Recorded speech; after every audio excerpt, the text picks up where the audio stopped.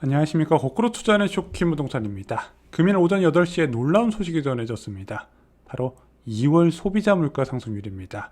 무조건 보셔야 되는 내용을 오늘 포함하고 있습니다. 영상 시청 전에 구독 부탁드리겠습니다.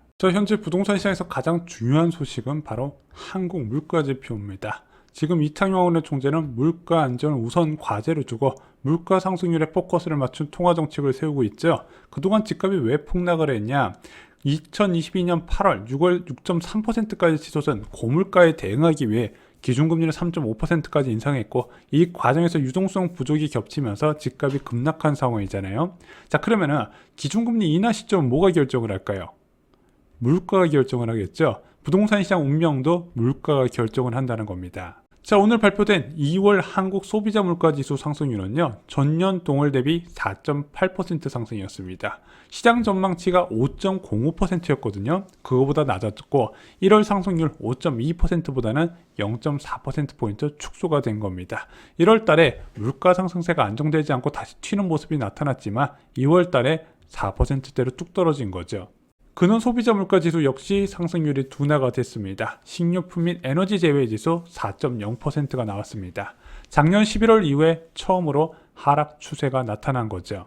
자, 물가 상승세가 크게 둔화된 것, 공업 제품에서 큰 변화가 나타났기 때문입니다. 여러분들 물가는 딱 두 가지만 기억하시면 돼요. 공업 제품과 서비스입니다. 이 두 가지의 가중치가 거의 90% 가까이 되기 때문에요. 이 공업 제품과 서비스 가격 변화에 따라서 물가가 결정이 되는 요소입니다. 자, 그런데 이 공업 제품 상승률 1월 달에 6.0% 상승이었거든요. 전년 동월 대비. 근데 2월 달에 5.1% 상승으로 상승률이 뚝 떨어졌습니다. 그래서 세부 품목을 봤더니 석유로 제품 상승률이 큰 변화가 있었네요. 1월 달에 전년 동월 대비 5% 상승해서 2월 달에 마이너스 1.1%로 완전 반전이 이루어졌다는 거죠.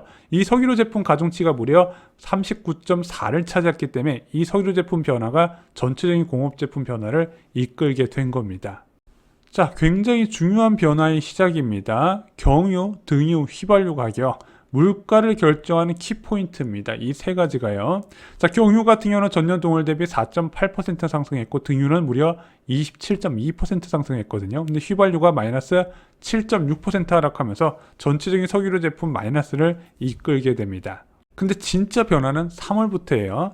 2022년 3월에 이제 석유류 제품 가격을 보면요, 휘발유 가격 평균 가격이 1,820원인데 현재 휘발유 가격 1,584원이죠. 그럼 다음 달 물가부터는 두 자릿수 하락세가 나오겠구나 쉽게 예상할 수가 있는 겁니다. 또한 경유 가격도요, 2022년 3월 평균 가격은 1,723원인데 현재는 5,550원 수준까지 떨어졌네. 거의 마이너스 10% 정도 하락하고 계속 하락하고 있잖아요. 그러면은 지금은 플러스를 기록했지만 다음 달에서는 마이너스로 얘도 같이 기록을 하게 됐기 때문에 전체적인 석유류 제품 하락세가 이어질 것이다. 그리고 지금 20% 이상 상승률을 기록하고 있는 등유 가격도요, 3월부터 전년 동월 대비 같은 수준으로 머무르게 됩니다. 그러면은 전체적인 물가 상승 압력이 확실하게 둔화된다는 뜻도 돼요.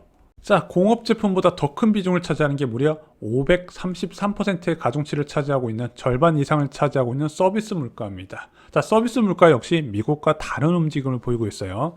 일단은 서비스 물가 전년 동월 대비 상승률은 1월과 동일한 3.8%를 유지하고 있습니다. 하지만 세부적으로 살펴보면 이게 변화가 눈에 띄어요. 먼저 집세가 1.3% 상승해서 1.1%로, 개인 서비스가 5.9%에서 5.7%로 두 달 연속 개인 서비스 요금이 하락하는 모습이 보이고요. 특히 외식회가요, 8%대에서 지금 7.5%까지 낮아졌습니다. 공공 서비스 요금이 0.8에서 0.9%로 확대되면서 전체적으로 동결을 이끌었지만 그 내막을 자세히 들여다보면 개인 서비스 요금 역시도 하락 추세가 이어지고 있구나, 이것을 체크할 수 있다는 거죠. 자, 특히 공공 서비스 가격이 오르고 개인 서비스 요금이 낮아지는 것은 중요한 의미가 있습니다. 왜냐면 지금 한국은행에서 가장 경계하는 게 두 가지예요. 첫 번째는 국제 유가가 다시 올라갈 가능성, 중국의 리오프닝 관련해서. 또 하나가 바로 공공요금 인상에 따른 2차 파급 효과죠. 1월부터 공공요금이 큰 폭으로 인상이 됐습니다. 그리고 개인 서비스 요금 인상 압력으로 작용할 가능성이 있는 거예요. 전기세, 가스비 오르니까 각종 개인 서비스, 학원들이나 목욕탕, 이발소 이런 데가 다 올려버리는 거죠. 자, 그런데 2월 물가지표에서는 일단은 2차 파급 효과가 보이지가 않고 있습니다. 자, 왜 그럴까요? 분명히 공급층 인플레이션 압력이 가중되는 건 맞는데 업체에서 지금 소비가 줄어들다 보니까 가격을 못 올리고 있는 현상이 나타나고 있는 겁니다. 그래서 물가라는 거는 손바닥도 마주쳐야 박수 소리가 난다고, 공급층 인플레이션 압력과 수요층 인플레이션 압력이 동시에 작용을 해야 물가가 어떤 식으로는 작용할 수 있는데, 지금은 공급층 인플레이션 압력도 하방 압력을 작용하고 있고 수요층 인플레이션 압력도 이제 요금 인상을 받아줄 수 없다 보니까 서비스 요금 인상 하락이 가속화가 되고 있는 겁니다.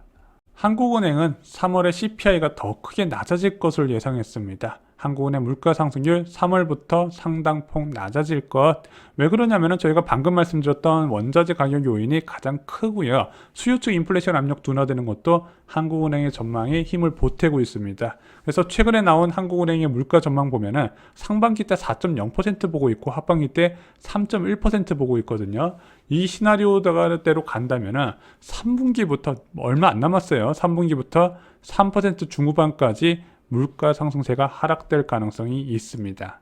물론 여전히 높은 공공요금 인상이 부담스럽긴 해요. 전기, 가스, 수도 전년 동월 대비 28.4% 상승한 것으로 되어 있습니다. 높긴 높아요. 자, 그런데 얘가 더 올라갈 가능성도 있기는 한데 정부가 일단은 공공요금을 동결하겠다고 밝혔습니다. 그래서 당분간 이 전기, 가스, 수도 요금 추가 인상에 따른 물가 불안은 이 수준에서 멈출 것으로 보여져요. 자, 근데 중요한 게 있어요. 이 또한 지나갈 일이라는 겁니다. 전기, 가스, 수도 굉장히 많이 올라갔죠. 이것까지만 해도요, 작년 2022년 2월 대비해서 현재 28.4% 급등을 했습니다. 엄청난 상승세죠. 문제는 얘가 영원히 지속되면서 물가 불안을 야기시키는 내용은 아니라는 거예요. 왜 그런다? 자, 물가라는 거는 1년 전과 비교해서 체크를 하게 돼 있단 말입니다. 그럼 적어도 얘가 작년 10월부터 물가가 20%대까지 상승을 했거든요. 그럼 올해 10% 되면 어떻게 될까요? 1년 전 10월과 비교를 하다 보니까 인상 효과가 사라지겠구나. 그래서 이렇게 급등한 것보다는 약간 더 물가 상승세가 안정된 흐름을 보일 것이다. 그래서 저희가 올해 물가는 두 번의 변곡점이 있을 거라고 말씀드렸어요. 4월과 11월 달에 변곡점이 생기면서 물가가 큰 폭으로 낮아지게 될 것이다. 그래서 정부도 공공요금을 올리긴 할 건데 언제 올릴 것이냐? 10월 이후에 올릴 가능성이 있는 거예요. 왜냐면 지금 올려버리면 이미 28.4% 오는 거에서 추가로 더 올리는 결과가 나타나잖아요. 근데 10월 이후에 올리게 되면 전체적인 물가 상승 압력을 많이 주지 않기 때문에, 그래도 아마 만약에 공공요금을 올린다면 10월 이후에 올릴 것이다. 근데 그때 올린다 하더라도 제가 볼 때 물가 하락 추세를 크게 바꾸지는 못할 것으로 보여집니다. 자, 그리고 저희가 지난 영상에서 한번 말씀드렸지만요, 한국 물가 상승률 3.5%가 굉장히 중요합니다. 지금 2월 수출 데이터 나왔었죠. 계속해서 두 자릿수의 급락세가 더 확대가 되고 있습니다. 수출 감소세 굉장히 심각해요. 자, 근데 지금 대한민국 기준금리가 3.5%죠. 자, 이렇게 심각한 경제 상황이 이어지고 있는 와중에 CPI 상승률보다 높은 기준금리를 유지하기가 상식적으로 어렵거든요. 자, 대한민국 물가 상승률 3.5%인데 소비자 물가 상승률도 3.5%다. 너무 높은 수준의 물가거든요. 경기 상황에 비례해서. 그래서 이 시기부터 금리 인하가 검토될 가능성이 있다. 그래서 여러분들 금리 인하가 되게 먼 일처럼 이야기하지만 실제로 그렇게 먼 일처럼 보지는 않고 있습니다. 대부분 채권 전문가나 또는 해외 IB들도 비슷한 시각이에요. 자, 오늘 물가가 나오고 버클레이즈에서는 더 이상 금리를 올리지 않을 것이라는 전망을 내놨습니다. 이제 3월에 금통위가 없고 4월에 금통위가 있는데 지금도 물가가 4%대가 됐고 지금 한국은행 전망대로 3월 CPI 상승률도 둔화가 되는 게 확실하다면 금리를 올릴 명분은 없거든요. 그래서 4월 14일이 있을 금통위 그리고 5월 25일 있을 금통위에서도 금리를 올리지 않고 이것을 3.5% 수준을 최종 금리로 가져갈 가능성이 제기가 되고 있고 저도 그럴 가능성이 있다고 보고 있습니다. 국채금리는요, 지난 금요일 이어서 오늘도 이틀 연속 하락한 모습을 보였습니다. 국채 1년물 금리가 3.769%에서 3.68%로 0.1%포인트 가까이 낮아졌고요. 국채 5년물 금리도 3.9%에서 3.75%로 0.15%포인트 낮아졌습니다. 최근에 이제 국채 금리가 많이 올랐고 금융채 금리도 동반적으로 올라가면서 야, 이거 대출 금리 올라가는 거 아니냐? 실제 혼합형 대출 금리가 많이 올라갔거든요. 전체적으로 물가 상승 압력이 이제 금리 인상 압력이 확대되고 있는데 최근 국채 금리가 낮아지다 보니까 여기에 좀 제동이 걸릴 가능성도 있습니다. 자, 앞으로 국채 금리가 어떻게 될 것인가? 2월 지표에 주목해야 되는 상황입니다. 어디 2월 지표? 미국 2월 지표. 그래서 3월 10일 날 고용 보고서가 먼저 나올 것이고 3월 14일 날 미국 CPI가 나옵니다. 그 다음에 3월 FOMC가 예정이 돼 있죠.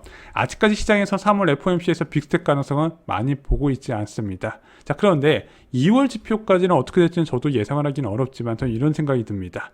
미국도 3월부터는 물가가 낮아질 가능성이 높다는 거죠. 왜냐면은 국제유가 변화는 대한민국만 영향을 준 게 아니라 미국을 비롯한 전 세계에 영향을 주기 때문이죠. 그래서 헤드라인 수치가 저는 3월 CPI부터는 크게 낮아질 가능성이 있다고 보고 있습니다. 왜냐면은 미국 같은 경우는 유류세 비중이 높지 않아서 더 국제유가 변화에 석유류 제품 가격이 더 크게 변하거든요. 그럼 당연히 올라갈 때도 더 크게 날아갔고 하락할 때도 더 크게 하락한다는 겁니다. 그래서 제가 요즘 부동산 시장 추가 급락 가능성을 낮게 보는 이유가 이런 식으로 장기적으로 물가 전망이 낮아질 가능성, 통화 정책도 그에 따라갈 가능성을 봤기 때문입니다. 다시 금리 인하 시기가 오면 어떻게 될까요? 금리 인하가 어떤 뜻이죠?